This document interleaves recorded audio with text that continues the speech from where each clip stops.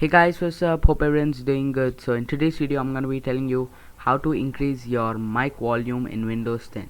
So the first thing you have to do is that you need to open settings. So once you open settings, there'll be a bunch of options here.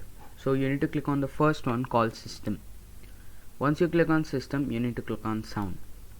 Once you click on sound, you need to scroll down and you will see here input, and under the input you will see device properties. So once you click on device properties, you can set how much volume you want your mic to be.